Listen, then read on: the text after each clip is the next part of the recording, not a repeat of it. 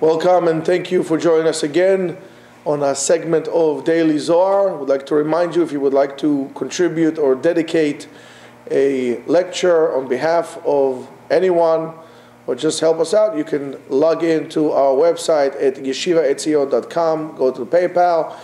If you have any questions or requests, you can reach us at rabbigaon@gmail.com. The Zohar says, before Am Yisrael sinned, they were in Har Sinai, Mount Sinai. When they were standing there, before the Chet, for the Egel, the golden calf, Paska mihem zohamat nachash. The impurity in which the original snake, the snake refers to the snake of Adam and Eve. Now, that snake, let's grow up a little bit. That snake is a spiritual snake. It's not the snake that we feel like the snake that was walking, like a king cobra or I don't know, a black mamba or any of this. No, it wasn't. It was a spiritual thing that actually poisoned or polluted the spiritual entity of mankind. And from that point on, humans were infected with the filth, with the impurity of the original, what is so-called the Nachash Kadmon, the original snake. When they were standing of Har Sinai, Paskazuhu Matam, that blemish, that stain that humans carried and Am Yisrael carried, which at the time was no different than any other human being, carried with them to the Jews who stayed around Har Sinai, that zohama, that filth, was erased, was stopped. It didn't, and you have to pay attention to the word of the Zohar. Paska zehu matan means it was stopped. In other words, what do you learn from the fact that it says it stopped? No, not that it was there before. It was there all the time. But rather the zohama is not something that is constant. It keeps on flowing all the time. Lehafsik is to stop. If you stopping something means that it's on constant motion all the time. Again, we spoke about it a little bit yesterday. Is the rust analogy, right? Rust does not need your support. It will spread by itself. That was a spiritual rust that the Nachash had placed on them. And it says, Ki az haya bitul yetzer hara min haolam. By Am Yisrael standing under Har Sinai, the yetzer hara, the evil inclination, it's very difficult to translate the term yetzer hara, because even in Hebrew, it's not always quite clear what Yetzer Hara is. We call it evil inclination, we call it bad urge, or whatever it is. In other words, there was no motivation to do bad or to cause harm or to not be pure, because we were born pure. When a baby is born pure. As time goes by, it becomes impure. And how do we do the antidote against the impureness? What do? We start teaching them slowly Torah. That's why it is important to teach a child Torah while he is a child, when he's still pure. Hopefully the Tumah would have less room to come in once he gets older. Because Chazal says, what did it say about Torah? Yatzarti Yetzirah, he created the evil inclination, the bad side, but I have a medicine beforehand. What is the medicine? Torah. So it's like an immune system from that. In any case, V'dachu oto mehem, and Bnei Yisrael rejected the Yetzer Hara from themselves. It started with the purification, with the symbolic purification of staying 3 days, abstaining from any kind of physical or sexual contact with their wives, 3 days of purification that everybody had to go through. It was a spiritual thing. By involving the spiritual, it's not that having relations is bad and so on and so forth. It's not. It's a natural thing. We need to multiply, but in a pure way as well. It can't be either this or that. There is the middle path, which is the pure way to do it. And when they pushed us away, they clinched on, they held down to the tree of life. And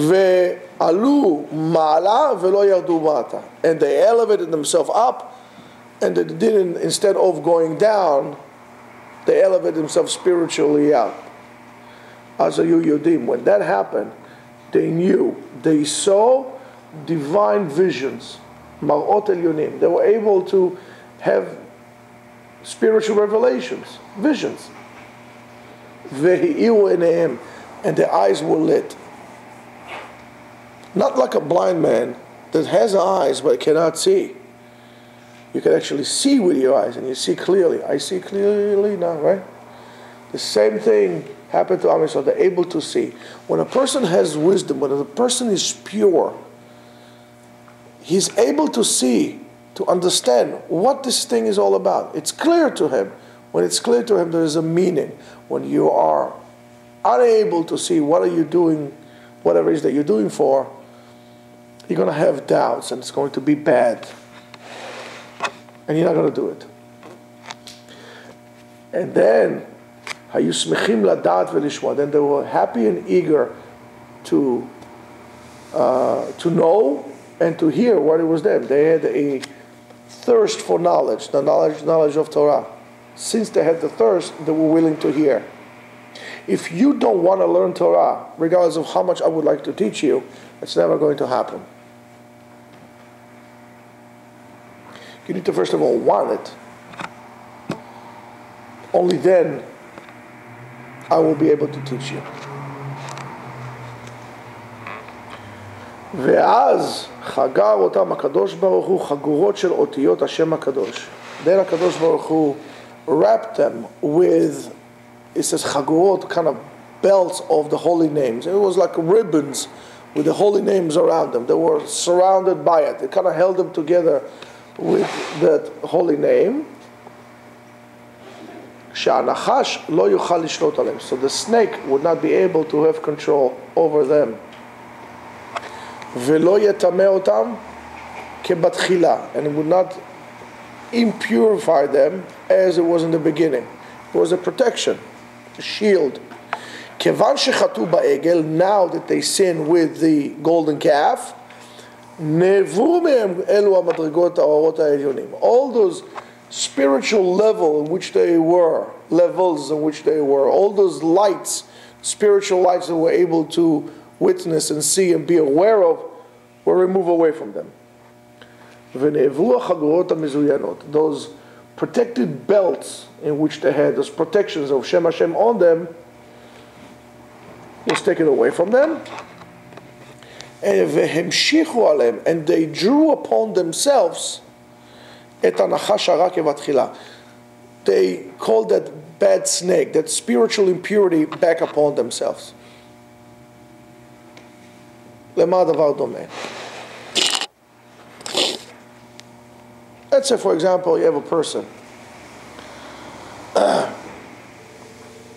He was exposed to, let's say, I don't know, pornography when he was a child, or young, an adult. And now he made tshuva. He wants to learn Torah, becomes better. So now the Torah is a protective shield on him. But now he says, it was kind of fun. And for a second, he said, what's the big deal? It's for 2 clips or 2, pictures, I'll look. When that happened, when you were learning Torah, you had siyata d'shemaya. Now that you deliberately calling upon yourself, say, let me just click that mouse. What happened is, you draw upon yourself. You're calling it, because now the tumah has no reshut over you, has no permission to attack you or to attach itself to you. You would not be able to do it by yourself. It only comes when you call upon it to come. You call the Tumah back, say, hey, Tumah, give me 1 second. Let me see what you got for me. And then the Tumah comes. You call upon it, it comes. And then all the shields fall apart, and then you go doom. Finished. That's what happened. The Orot went away from them, the protection went away, and it was just like at the beginning. V'garmu mavet lechol ha'olam.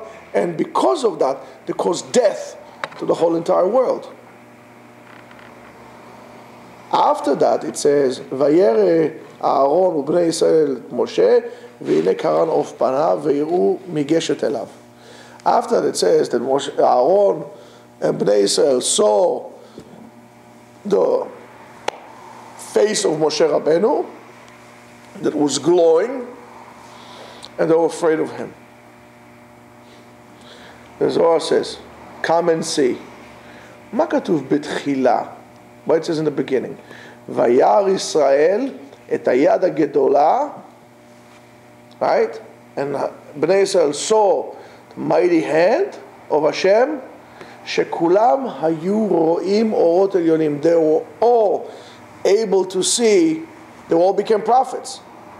And the Gemara says that the vision of Yecheskel was nothing compared to what a little maid saw on the Yam Suf.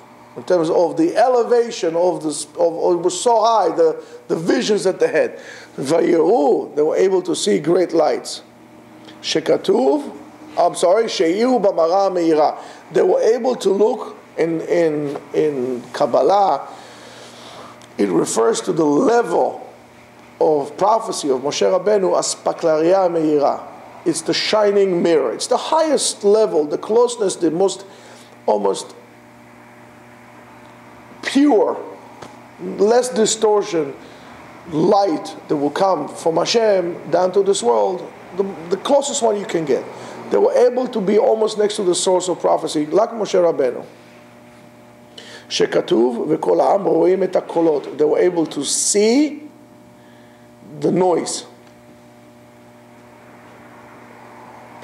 Practically speaking, or philosophically, physics, if you're talking about that aspect of physics, or when you're talking about the philosophy of physics, you technically could see the noise. Okay, they were able to see those energies. They were on such a high level that even voice, noise, had a shape to it. And it says, "V'al hayam hayu ro'im v'lo yiru." Then on the ocean it says ro'im, and didn't say ve'yiru. Shekatuv ze eli ve'anvehu. They were able to see. They would say, "This is my God." In other words, this is how high the level of prophecy was. Ve'achar shechatu, and after they made the sin, Pnei HaMetavech, there is Moshe, they couldn't look at his face anymore. It was too great for them. Thank you. Thanks. They were able, not only they weren't able to see, to look into Hashem because it was hidden for them, they could not even tolerate the face of Moshe Rabbeinu. It was so overwhelming. They couldn't do it. They just couldn't see it. What does it mean? They were afraid of approaching him. Come and see. What did it say by him? And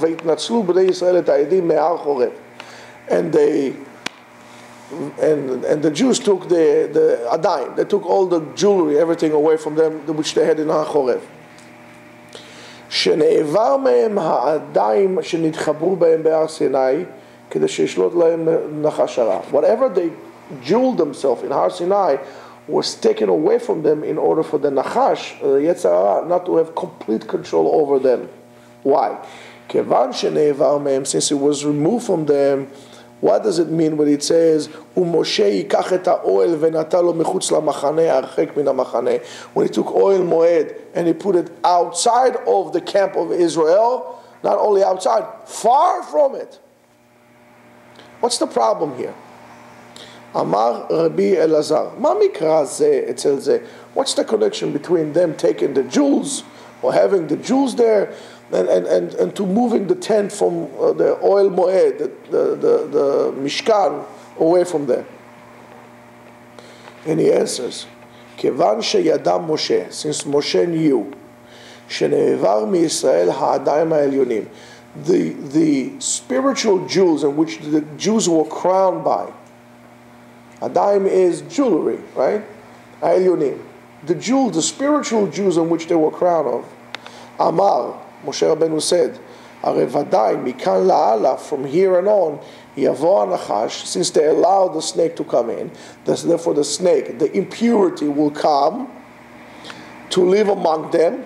V'im yamod kana mikdash, and if the mishkan, the temple, the tabernacle would stay here, yitameh miyad, it would too become impure. Miyad, immediately. Vayikach Moshe et haoel, Moshe took the tent and put it further away. Why? Ki ra'a Moshe Rabbeinu saw and understood she'anachash, that the impurity will have control over them. Mashelo haya ken mikodem, which did not happen beforehand. That's why they were allowed to build the Mishkan where they were pure.